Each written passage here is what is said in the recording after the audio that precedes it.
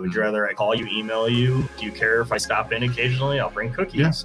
Yeah. Some people like that. Good morning. Brett Chittum here with Business Technicalities, and I'm here with Jason Slagle. And both with CWR. Yes, both of us. It's been an exciting time in talking about, mergers and everything. And we've had a good discussion throughout the last 2 months on what we've been doing and trying to be open with everything. And I think this next topic, I'm going to let you introduce it.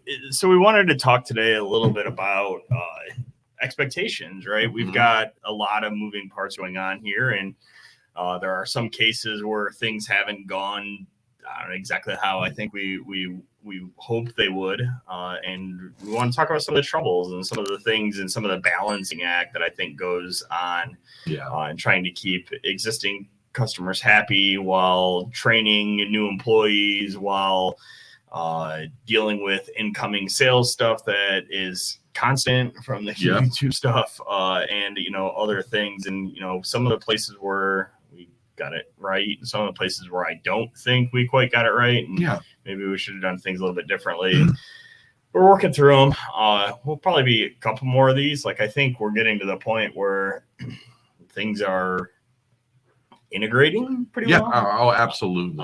I mean, hey, we dropped the ball on some things, right? Yeah. And there, a few clients, and things happened, and it sucks. And that was never the intention. The expectation is, clients always going to be taken care of. Yeah, and that's when we first started and driving down this road. That's one of we had an all hands meeting a couple days after the merger, essentially, and had everyone from the Detroit office down, and one of the first things out of my mouth was, among all else, service a client. Everything else we can work out after the fact. And we've done, I think, a fair job of that, but we've had a couple of bumps, and we just want to talk through some of those. So, we want to talk about the realities of kind of running the company forward versus, slowing down and doing things a little bit slower.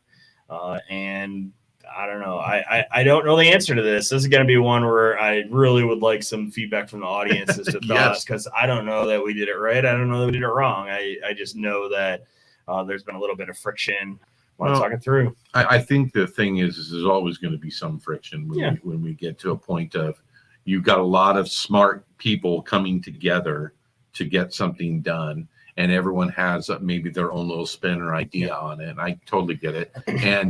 And with you and Matt both have been very gracious in a lot of ways, because you've got someone like me coming in that doesn't understand the CNWR ways. And you do.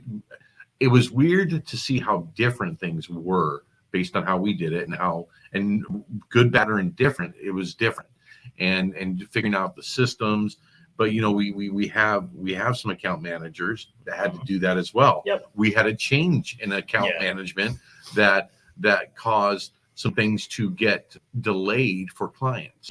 And when you think about employee expectations, what about profit too, right? And balancing those two together. So to frame the entirety of this out here, right? In April, I parted ways with our outbound sales guy, right? Like it wasn't working out.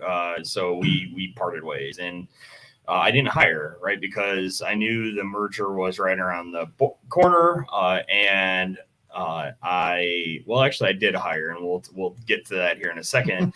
And I wanted Brett, right, as incoming sales manager, to have a voice in that. Well, as it turns out, I know a guy, right? And he successfully convinced me that he wanted to interview for the sales executive position, which I hadn't posted yet. So I posted it, and we interviewed him. Actually bowed out of that because I personally know him. So I had the sales consultant we use interview him, and I had Chittum interview him. And it's one of those things that he's a friend of mine, and I'm very, very hesitant to hire friends because, if it doesn't work out, right, it can ruin a friendship. And so I kind of went to these two, and I'm like, okay, I need you guys to give me any reasons that I shouldn't hire this guy, right? Like, I'm kind of leaning towards like, okay, give me a reason to not do this, and we'll move forward. And universally from both of them, what I got is, you need to hire this guy. He's going to crush it. Right. So we did, and I hired him. His name's also Brett. I hired him to two be of us. an outbound hunter, right? Like Mhm. a sales executive. And so we made plans. He started mid June, so right before the merger. He did have some time off scheduled, right? So he basically had a week, 2 weeks with us, and then Gone a week. he was gone for a week because he was previously had plans for the 4th of July week, and then he was back. Well, what happened is during that after his first week, literally the Monday following his first week, my account manager pulls me aside and Alan, and he's like, hey, just so you know, I'm leaving. I'm moving to Florida. We've been talking about this for a while. We want to move down closer to parents because they're getting older and they need some help. And, I don't fault him for that, right? It's like, that's a great decision for him to make and for himself. And in the end, people should do what's right for them. Right. And so there's no fault there. But he kind of left us in a little bit of a lurch because now I've lost both my I'm onboarding. I'm in the middle salesperson of onboarding an account executive. Now my account manager is leaving, and I'm going to be onboarding a sales manager, right? And another account manager. So we quickly pivoted Brett, the other Brett, to be an account manager because I think that's actually the role he's better suited for. Yep. And things have gone on, right? So now I'm onboarding essentially since the merger two account executives and a sales manager. It's been a little bumpy. Sorry. Well, no, I mean it has been bumpy. I think it's more about when you're looking at we couldn't stop the sales train that was happening through the YouTube channel and all the leads that were coming in. We had 3 people, 2 account managers and myself that needed to learn all the systems. Still need to learn some of the systems. Yes, you still need. I mean, we're there. We can get by, but there's still some things we don't know. And we're coming up on in 2 months, and I think we're getting a lot better at that. Having to do some coaching and working with the account managers because they're learning, coming to me, asking questions that I mean, I don't necessarily know just yet, or I have an idea, but I didn't want to make decisions based on old ideas because we're in a new place now. And so it was a little bumpy. I think we've had a lot of conversation around that and talk through some things. I think we're going to still have some bumps in the road, but it is what it is. Well, and also with that, right, we had a couple of accounts that I would consider to be somewhat not in jeopardy, but less than clients that aren't not having the best time. And so I made the decision early on to focus some of Brett's time on some of those clients that needed a little extra TLC, essentially, because we had a couple projects that are delayed and then existing account manager, the former account manager, he had a book of business that, he visited him a lot, that accounts that he'd known for years. And then some of the newer accounts weren't necessarily getting that same level of treatment, right? So some of the newer accounts were feeling a little bit of love. So I made the decision executively to, kind of focus, hey, I need you to focus on, these 10 accounts. And then just deal with the others as you need to. As it turns out, one of the others has had a fairly major voice issue due to one of our providers. And because of the lack of focus on them, they're not feeling the most love at the moment. And, they're not wrong. They're 100% right that we haven't spent the amount of time that we should with them.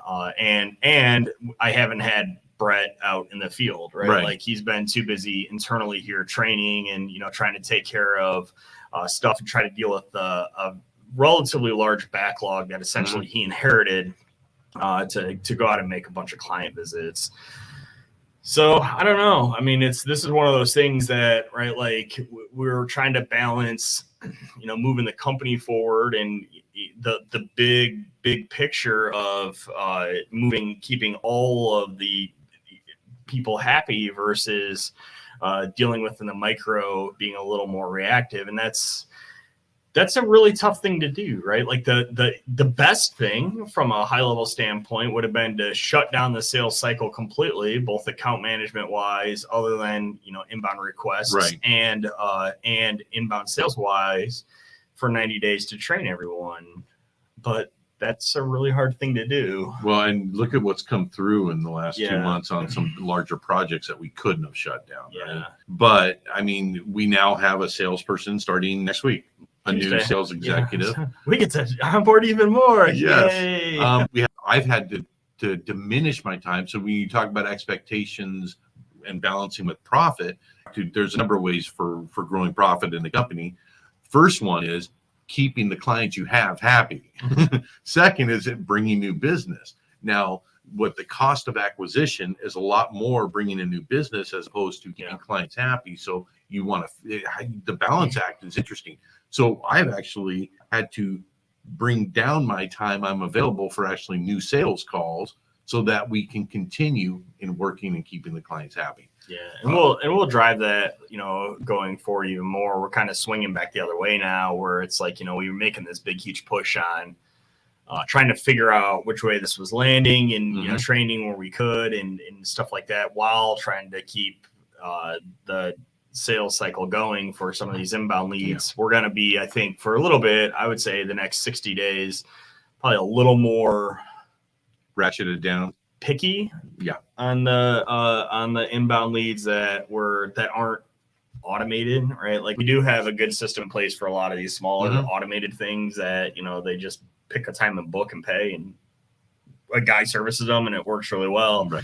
But they're slightly bigger ones, and I think that will set the bar for the next probably 60 days a little bit higher to try to reset and refocus and deal with Lori's onboarding, as well as continued movement on the account management side. Because one of the things that the account management that has dropped completely to zero since Jeff left in July is we haven't conducted a single TBR with anyone, because we haven't trained the account managers on that process yet. So, we do have to take the time away to do that, and try to do all that. And we've had time set aside, and then things got in the way. And I think now at the point, if we're doing something next week and calling on Matt, who I think is one of the only ones that's probably done a successful TBR.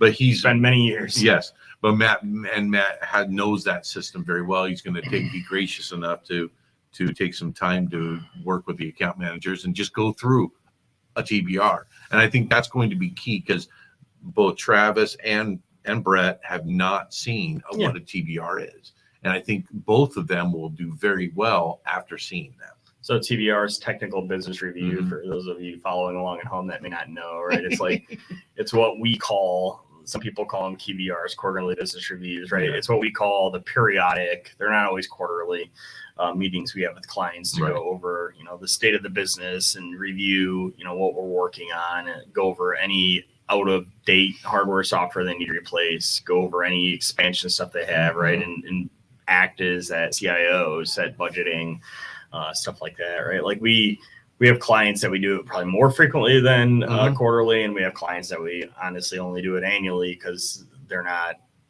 mature enough, or their needs aren't high enough to need it every quarter.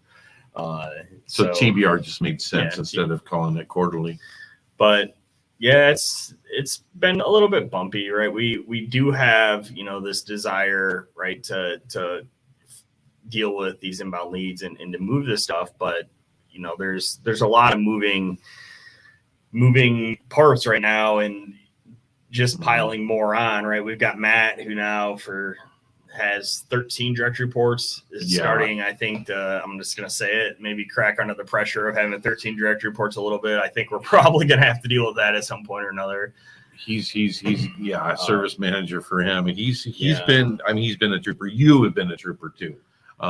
Because you have to orchestrate all of this. Yeah, well, I haven't been a trooper. I feel like I should be helping everyone out more than I am, but my focus has largely been on the billing piece of it, which I think, in theory, fingers crossed, I will have. I'm working on some Roost workflows that should get the rest of the billing stuff automated to where I can hand it back over to the billing department and not have to do it myself. That is the next run. Well, I'm going to do the run this week, and then the goal is for the run next week to not require my intervention. So, and there's going to be bumps in the road, and I think that's the other thing is when you're thinking about the balancing act, if you are at least open and honest with your clients, and upfront. And I don't think on some of the clients, I think we could have been a little more open and honest by saying, hey, we're trying to catch up. Please bear with us. Yeah. Would have probably been a great conversation. You and I had the conversation of, we need to get on the phone. Email is not something, but I know that's probably a whole new conversation. Yeah, that's it's one of those things that, everyone wants to talk to angry people or people that are not having a good time. So your inclination there is to email, right? And that's usually the wrong decision. Emails are cold. Yeah, well, people know that, like, oh, he doesn't want to talk to me, so he's going to email instead. And there's probably some truth to that. There's probably also some time constraint, right? Yeah. Like, I can fire out, and I'm booked all day on meetings, but I can fire off, an email in that 5-minute gap I have between meetings, but I can't necessarily have a phone conversation. Because you never know how long that's going to go. So, but it's interesting and tough. Balancing. That's all there is. It's balancing. Yeah. Right. Like, and back to the title, on one side, we have, client and employee expectations. Employees expect to be trained, right? Like, clients expect to be, receive a level of service they're receiving or higher than the level of service they're receiving. And then on the other side, as a business, we need to bill and make money. And it's finding that middle ground, right? Like, we've always leaned towards favoring the client. And I actually, in our leadership team meeting last week, we pulled that back a little bit, right? It's like, why are we doing this, right? Like, what I find myself that maybe I've driven a little bit too much towards the metrics and just looking at the numbers and looking at profit margin and looking at all the other financial metrics that determine success and failure. And they do 100%. They do. They show whether you're successful or not, but they're lagging indicators, right? So if you focus too much on those in maximizing those numbers, then eventually customer service starts to erode. And then months down the road, you'll start to see those numbers dip. Because those numbers aren't exact at that time. Those numbers lagging, they lag back. In based on conversations I'll have with Travis and Brett over this next week, and I had a conversation with Brett today about, hey, just get either face to face or get on the phone with each client and just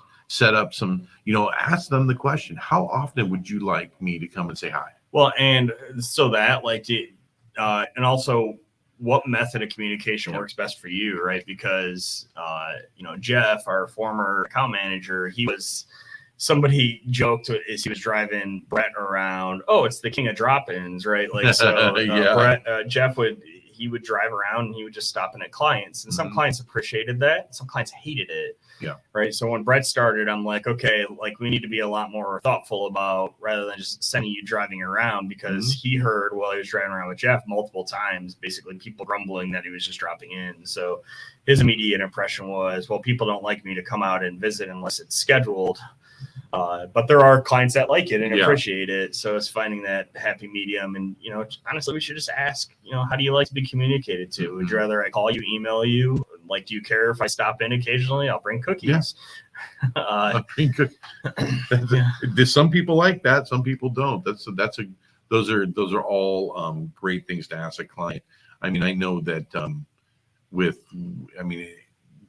on the LTS side, we didn't have an account manager, so to speak. So really, we were just dealing with clients as they call in. Yep. This is important because when you get to a scale, right, and to be able to continue to scale, you've got to be able to have and continue the profit. And the account manager going in and making calls and talking with people and understanding how the client wants to be communicated to is the key. And maybe we try to get Alex Farling on. I'll reach out to him and see if we can get him maybe next week, and we can have a conversation with him about account management and keeping customers happy. Because I think that's it's actually it's a good conversation for everyone to hear, and I think it ties into this, and it's a good place to be. Yeah, we can get our new salesperson on that as well. So I mean, because the sales and account management kind of go hand in hand. Cool. Any final thoughts? I think we've beat this one to death. We beat it to death, but no, final thought would be just know that expectations change and that understanding that and feeling, and through going through the growing pains is one thing. Just know there's light at the end of the tunnel. We're seeing it. Yep. So I mean, for me, like, things are going to be bumpy, right? Like, it's when change happens, how you react to change determines success or failure. And, sometimes we'll get it right, sometimes we won't. We're just keep moving forward. Right. Cool. All right. Have a good one, everyone. Yep. See ya.